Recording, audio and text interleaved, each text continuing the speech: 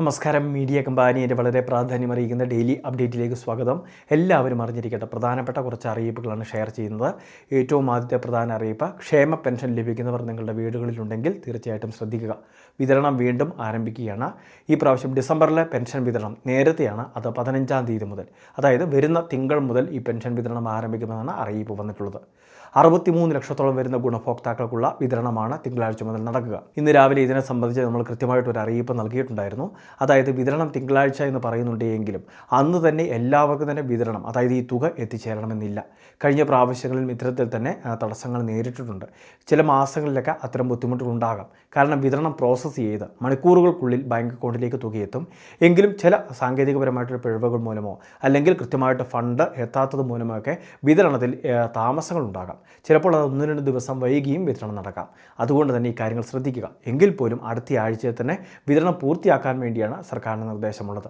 കാരണം ആഘോഷ ദിവസങ്ങൾ വരികയാണ്, ക്രിസ്തുമസും പുതുവത്സരവും വരികയാണ്. അതുകൊണ്ട് തന്നെ എല്ലാവരുടെയും കൈകളിലേക്ക് 2000 രൂപ വീതം നൽകാനുള്ള, അത് വളരെ വേഗത്തിൽ നൽകാനുള്ള സർക്കാരിൻ്റെ ഈ തീരുമാനം അത് എല്ലാവർക്കും തന്നെ ഒരുപാട് ഉപകാരപ്പെടുന്നുണ്ട്. അത് മാത്രമല്ല, നിർമ്മാണ തൊഴിലാളി ക്ഷേമനിധി ബോർഡിൽ കഴിഞ്ഞ ആഴ്ചയിൽ 2 ഗഡുക്കൾ വിതരണം നടത്തി, അതായത് 3200 രൂപയോളം. ഇനി 15-ാം തീയതി മുതൽ മറ്റ് പെൻഷൻകാരോടൊപ്പം തന്നെ നിർമ്മാണ തൊഴിലാളി ക്ഷേമനിധി ബോർഡിലെ പെൻഷൻ അവർക്ക് വീണ്ടും 1600 രൂപ കൂടി വിതരണം ആരംഭിക്കുന്നതായിരിക്കും. രണ്ടാമത്തെ മറ്റൊരു പ്രധാനപ്പെട്ട അറിയിപ്പ്, ക്രിസ്തുമസ് അവധിയുടെ ദിവസങ്ങൾ വീണ്ടും പുനഃക്രമീകരിച്ചിരിക്കുകയാണ്.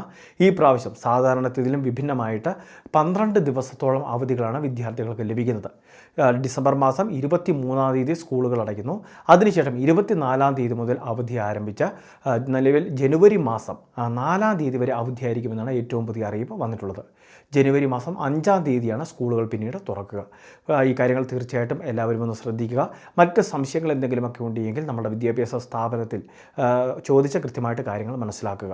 സ്കൂളുകൾ വേണ്ട ക്രമീകരണങ്ങൾ ഇതനുസരിച്ച് ചെയ്യുന്നതുമായിരിക്കും. മൂന്നാമത്തെ മറ്റൊരു പ്രധാനപ്പെട്ട അറിയിപ്പ്, APL വിഭാഗത്തിലെ നീല വെള്ള റേഷൻ കാർഡാണ് നമുക്കുള്ളത് എങ്കിൽ നമുക്ക് റേഷൻ ആനുകൂല്യങ്ങളോടൊപ്പം തന്നെ സ്പെഷ്യൽ അരിയും പ്രഖ്യാപിച്ചിട്ടുണ്ട്. നീല റേഷൻ കാർഡ് ഉള്ളവർക്ക് കാർഡിലെ ആളൊന്നിന് 2 കിലോ വീതം അരി നമുക്ക് ലഭിക്കും. ആകെ എത്ര അംഗങ്ങളുണ്ടോ അവർക്ക് ഓരോരുത്തർക്കും 2 കിലോ വീതം അരി. ഇതുകൂടാതെ നിലവിൽ സ്പെഷ്യൽ അരിയായിട്ട് 5 കിലോ വരെ ലഭിക്കുന്നതായിരിക്കും. സ്പെഷ്യൽ അരിക്ക് 10 രൂപ 90 പൈസയാണ് നിരക്ക് ഈടാക്കുക. നോർമൽ അരിയാണെങ്കിൽ കിലോയ്ക്ക് 4 രൂപ നിരക്കിലായിരിക്കും ആനുകൂല്യം ലഭിക്കുക.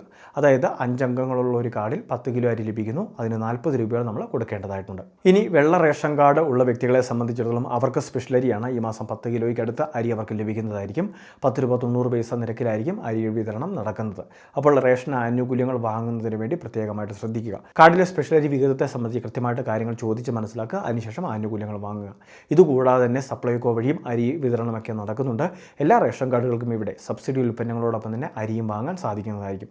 സപ്ലൈകോ വഴിയും ആനുകൂല്യങ്ങൾ പ്രയോജനപ്പെടുത്തുന്നതിന് വേണ്ടി ശ്രദ്ധിക്കേണ്ടതാണ്. ഏറ്റവും അവസാനത്തെ പ്രധാന അറിയിപ്പ് ആധാർ കാർഡുമായിട്ട് ബന്ധപ്പെട്ടിട്ടുള്ളതാണ്. ആധാർ കാർഡുകൾ എടുത്തിട്ട് 10 വർഷമായിട്ടുണ്ടെങ്കിൽ അതിൽ പിന്നീട് മറ്റ് അപ്ഡേഷനുകളൊന്നും ചെയ്തിട്ടില്ല എങ്കിൽ ഡോക്യുമെൻ്റ് വെരിഫിക്കേഷൻ എന്നൊരു കടമ്പയുണ്ട്.